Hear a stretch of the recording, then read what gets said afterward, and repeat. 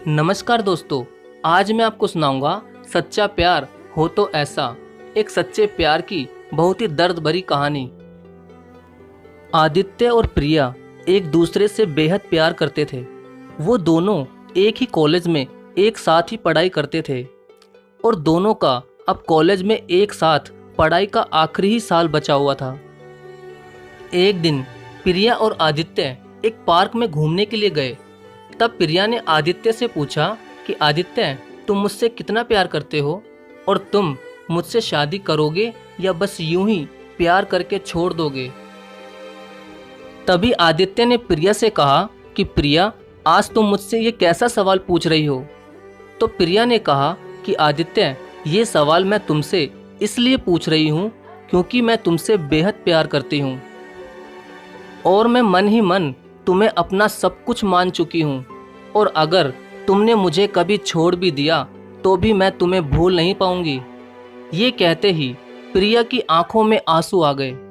प्रिया को इस तरह रोते देख आदित्य ने सबसे पहले उसके आंसू पोंछे और फिर प्रिया को अपनी बाहों में ले लिया और फिर उससे ये कहा कि पगली, मैंने तुम्हें छोड़ने के लिए थोड़ी प्यार किया है। हमारा प्यार तो 7 जन्मों तक रहेगा और मैं जल्द ही अपने घर वालों के साथ तुम्हारे पिताजी से तुम्हारा हाथ मांगने जरूर आऊँगा। ये सुनते ही प्रिया बहुत खुश हो गई और खुशी के मारे वो फिर से आदित्य की बाहों में लिपट गई और फिर वो दोनों ही अपने अपने घर चले गए। अब कुछ ही महीनों में दोनों की कॉलेज की पढ़ाई भी पूरी हो गई थी। अब दिन ब दिन आदित्य और प्रिया का भी प्यार बढ़ता ही जा रहा था। एक दिन आदित्य प्रिया से फोन करके कहता है कि प्रिया, आज मैं अपने माता पिता के साथ तुम्हारे घर आ रहा हूँ, तुम्हारे और मेरे रिश्ते के लिए। ये बात सुनकर प्रिया बहुत ही खुश होकर आदित्य से कहती है, आदित्य, आज तो तुमने मुझे सरप्राइज ही कर दिया। तुम जल्दी आ जाओ और मैं जल्दी ही तैयार हो जाती हूँ।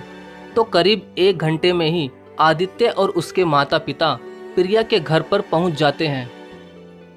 लेकिन जब आदित्य प्रिया के घर पहुंचता है तो वो क्या देखता है कि प्रिया का तो इतना बड़ा घर था और वह मन ही मन ये सोचता है कि शायद प्रिया के पिताजी बहुत ही अमीर हैं, लेकिन हमारा परिवार तो इनके आगे कुछ भी नहीं। तभी आदित्य ने प्रिया के घर की बैल बजाई। बैल बजते ही प्रिया समझ जाती है कि आदित्य आ गया और वो अपने नौकर को ना कहकर खुद ही दरवाजा खोलने चली जाती है और आदित्य वह उसके परिवार का स्वागत करती है और उन्हें अंदर लेकर जाती है। अंदर जाते ही आदित्य के माता पिता इतने बड़े घर को देखकर ये सोचते हैं कि पता नहीं प्रिया के पिताजी ये रिश्ता करेंगे या नहीं। तभी अचानक प्रिया के पिताजी भी आ जाते हैं और सभी के लिए नाश्ता पानी मंगवाते हैं। तो तभी आदित्य के पिताजी ने आदित्य के लिए प्रिया के पिताजी से प्रिया का हाथ मांग लिया। तो प्रिया के पिताजी ने आदित्य से पूछा कि बेटा, तुम काम क्या करते हो। तब आदित्य ने बड़ी ही प्यार से कहा कि अंकल जी, मैंने रेलवे में बड़ी पोस्ट पर फॉर्म भर रखा है और मैंने उसके पेपर भी दे दिए हैं और बस अब रिजल्ट आना ही बाकी है। तभी प्रिया के पिताजी ने फिर से पूछा कि उस रेलवे की पोस्ट पर तुम्हारी सैलरी कितनी होगी। तो आदित्य ने कहा कि अंकल जी, यही कोई 30,000 के आसपास होगी। ये सुनते ही प्रिया के पिताजी ने आदित्य से बहुत ही गुस्से में कहा कि तुम्हें पता है कि 30,000 तो मेरी बेटी 10 दिन में खर्च कर देती है और तुम्हें शायद ये भी नहीं पता होगा कि मेरी बेटी प्रिया हर हफ्ते 8 से 10,000 की तो बाहर शॉपिंग करके ही खर्च कर देती है। ये सुनते ही आदित्य के पिताजी ने भी गुस्से में प्रिया के पिताजी से ये कह दिया कि शायद आपको आपके इस धन दौलत पर बहुत ही ज़्यादा घमंड है। रखिए अपनी धन दौलत अपने पास और अपनी बेटी की शादी किसी करोड़पति लड़के से करवाना।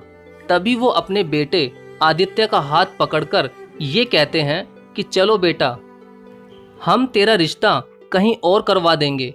तभी आदित्य प्रिया के पिताजी के आगे हाथ जोड़कर ये कहता है कि अंकल जी, मैं आपकी बेटी से बेहद प्यार करता हूँ और प्रिया भी मुझसे बहुत प्यार करती है। तो प्लीज़ इस रिश्ते के लिए आप मान जाइए और आपसे मैं वादा करता हूँ कि मैं आपकी बेटी को जरा भी दुखी नहीं रखूँगा। ये सुनते ही प्रिया की भी आंखों में आंसू आ जाते हैं और वो भी अपने पिताजी से कहती है कि पिताजी, मैं भी आदित्य से बेहद प्यार करती हूँ और मैं उसके बिना किसी और से कभी भी शादी नहीं कर पाऊंगी। बेटी की ये बात सुनकर उसके पिताजी ने उसके एक थप्पड़ मार दिया। तभी प्रिया रोती हुई अपने कमरे में चली गई और प्रिया के पिताजी ने गुस्से में अपने नौकर से कहा कि इन लोगों को यहाँ से बाहर निकाल दो। ये सुनते ही आदित्य और उसके माता पिता बड़े ही निराश होकर प्रिया के घर से चले गए और जल्द ही प्रिया के पिताजी ने प्रिया की एक बड़े घर में शादी तय कर दी और उन्होंने उसकी जबरदस्ती ही 1 महीने के अंदर सगाई भी करवा दी।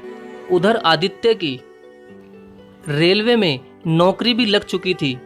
तब एक दिन अचानक प्रिया ने आदित्य को फोन करके ये कहा कि आदित्य, तुम कहाँ चले गए थे?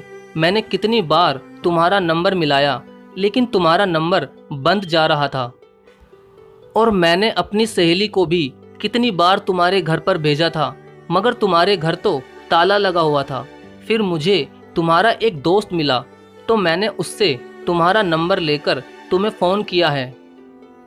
मेरे पिताजी ने मेरी सगाई जबरदस्ती ही किसी और से करवा दी लेकिन मैं तुम्हारे बिना नहीं रह सकती। तुम जल्दी यहाँ आ जाओ आदित्य, वरना मैं अपनी जान दे दूंगी। तब आदित्य ने कहा कि प्रिया, मैं भी तुमसे बेहद प्यार करता हूँ लेकिन प्लीज़ तुम ऐसा कोई भी कदम मत उठाना कि जिसकी वजह से तुम्हारे घर वालों को शर्मिंदा होना पड़े।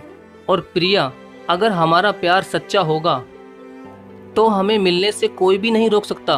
और प्रिया, अगर हमने घर से भागकर शादी कर भी ली तो तुम्हें पता है जीवन के आने वाले वक्त में हमारे बच्चे भी ऐसा ही करेंगे और फिर हमें भी बहुत शर्मिंदा होना पड़ेगा।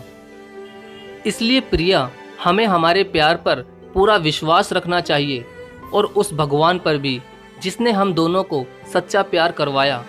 अब बस तुम वैसा ही करो जैसा तुम्हारे घर वाले तुमसे कह रहे हैं।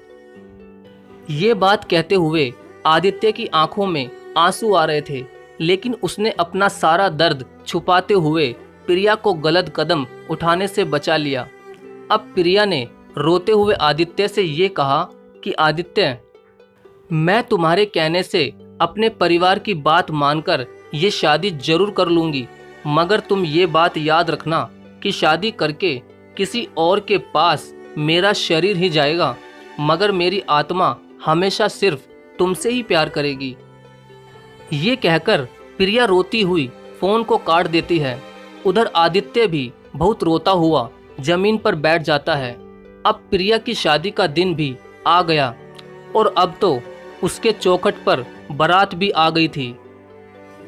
तभी अचानक जैसे ही प्रिया दुल्हन के जोड़े में सीढ़ियों से नीचे उतर रही थी वैसे ही उसे बड़ी ही तेजी से चक्कर आ गए और वो चक्कर खाकर सीढ़ियों से नीचे की तरफ गिरती हुई चली गई और नीचे गिरकर वो बेहोश हो गई और प्रिया के सिर और पैर में बहुत ज़्यादा चोट लग गई थी और शायद उसके पैर की हड्डी भी टूट गई थी।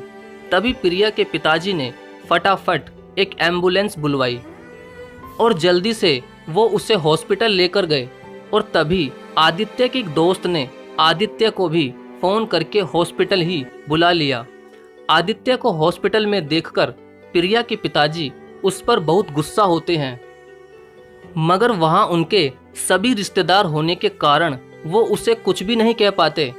तभी डॉक्टर प्रिया का इलाज करके बाहर आते हैं तो प्रिया के पिताजी ने डॉक्टर से पूछा कि डॉक्टर, क्या अब मेरी बेटी ठीक है?